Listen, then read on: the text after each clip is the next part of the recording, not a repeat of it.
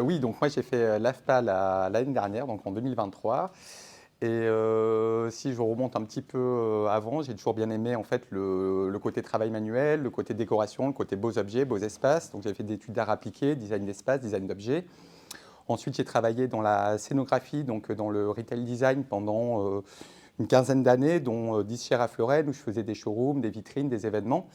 Donc c'est là que j'ai appris tout le côté bien faire, le sens du détail, créer des univers, le jeu des couleurs, des matières, voilà. Suite à ça, j'avais envie de changer. Donc, en fait, j'avais eu un projet avec Emmaüs où j'avais refait une boutique. Donc, j'étais encadrant technique, j'accompagnais des gens et j'avais refait une boutique avec eux, en fait, des gens qui étaient en insertion et une collection de vêtements aussi. Et ensuite, changement de territoire, je suis arrivé à Clermont-Ferrand, j'ai continué un petit temps dans l'associatif et je me suis dit, ça y est, après avoir fait la crise de la trentaine, je vais faire ma crise de la quarantaine, quoi. Et du coup, je me suis dit, qu'est-ce que tu sais faire, qu'est-ce que tu peux faire et qu'est-ce que tu peux apporter aux gens. Et donc, du coup, je me suis dit, tu as les compétences en agencement, en fait, décoration, agencement et remanier des espaces. J'avais déjà refait aussi tout en appartement pour moi avant. Et par contre, tu n'as pas le côté technique, parce que faut connaître les règles, il faut connaître le DPU, il faut connaître plein de choses. Donc, du coup, j'ai refait 2 appartements dans un premier temps pour vraiment me tester. Et ensuite, je suis venu me former du coup à l'AFPA sur les conseils de la Chambre des métiers qui m'a dit en fait, si tu veux te poser à ton compte, il faut que tu connaisses un peu tous les métiers, il te faut des assurances décennales derrière. Donc du coup, en fait, la seule formation qui peut en fait te donner ça, c'est l'AMB en fait, parce qu'il va devoir toucher un peu à l'élec, un peu à la plomberie, un peu à du ratissage, un peu à du placo, un peu à la peinture. Donc j'ai fait cette formation pendant 6 mois. Et à la suite de ces 6 mois, j'ai j'ai lancé ma structure donc en novembre dernier, ou plutôt relancé, parce qu'avant j'étais que sur la scénographie en freelance, ce que j'avais fait un peu en entre-deux.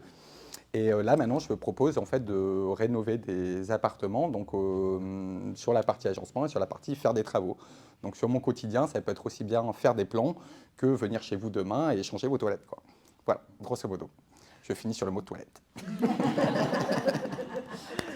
Voilà, voilà. Là, si tu avais encore, voilà, très synthétique.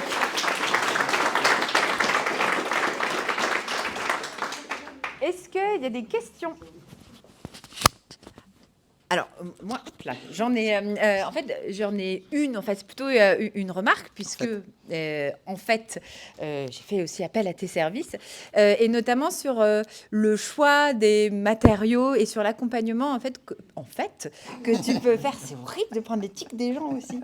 Que tu peux faire sur comment, à partir d'un espace qui est sympa, mais un peu neutre, comment on rajoute des éléments qui permettent ou des matériaux de qualité qui permettent, parce que c'est vrai, j'ai entendu souvent des réflexions, tu me disais, tiens, ça vient de Leroy Merlin, on le sait. Et du coup, comment tu vois cette approche de se dire, parfois, il ne faut pas grand-chose pour que ça fasse vraiment la différence? Oui, j'aime bien. Alors déjà, j'aime bien chiner à la base en fait, et j'aime bien tout ce qui va être récupération. J'aime bien aussi me servir des éléments d'origine qu'il y a dans un espace. Donc, je suis vraiment sur la partie intérieure. Donc voilà.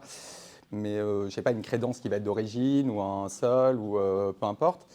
Et ensuite, il y a toujours le rapport entre le coût que va coûter des matériaux ou le coût qu'une tâche le temps qu'une tâche va prendre et donc du coup son coût. Et du coup, essayer de jouer un petit peu entre tout ça. Mais pour moi, par exemple, les matériaux qui vont imiter quelque chose, c'est quelque chose que je proscris plutôt, quoi. Plutôt, non, on ne fait pas ça. Mais voilà, ou par exemple sur, je sais pas, une salle de bain, plutôt que de se recarreler toute la salle de bain, il vaut mieux avoir un petit bout de carrelage quelque part où là, vous allez payer 60 balles, 100 euros votre mètre carré de carrelage, plutôt que 20 euros. Mais si vous en mettez 3 fois moins, au final, en termes de coût, voilà quoi, ça peut se jouer. C'est aussi, je sais pas moi, sur des exemples, plutôt qu'une cuisine prise chez le meilleur des cuisinistes avec tous les services qui vont avec, et ils ont des très très beaux services et c'est très très très très bien. On peut prendre des fois des cuisines un peu moins chères, mais par contre, vous allez mettre un très bon plan de travail en massif qu'on va aller trouver dans une série. Et voilà, et du coup, votre prix, au final, va être quasiment le prix d'une cuisine très haut de gamme, mais elle va avoir elle va être beaucoup moins chère qu'une cuisine très haut de gamme, ou elle va être sur un prix un peu similaire, mais par contre, ça va être faut arriver à jauger, vous voyez ce que je veux dire, quoi. Arriver à jauger entre les matériaux que vous allez miser et sur là où on peut baisser les coûts. Et souvent aussi chez les clients, c'est que on se rend compte que les gens aiment bien les pages de déco et les trucs assez originaux, etc. Et au final, on demande du blanc sur du blanc, quoi. Et voilà, et du coup, c'est aussi proposer des couleurs, proposer des matières, les amener un petit peu par touche, essayer de réveiller un endroit sans dépenser des fortunes et juste en essayant de trouver la limite de la personne, mais jouer un petit peu sur les limites de la personne qu'on a en face de nous. Et voilà, savoir si le terracotta qu'on ne voit pas partout, des fois, est-ce qu'on va le reproduire encore ou pas, ou comment on va lui ramener autre chose, voilà, par exemple. Me regarde comme ça. Merci. Est-ce qu'il y a une autre question ou une autre remarque? Oui, on est obligé quand même. On prend la parole, on prend le micro. Oui, merci. Réveiller un endroit, je trouve que c'est super beau, voilà, avec des couleurs. Donc merci pour cette belle métaphore.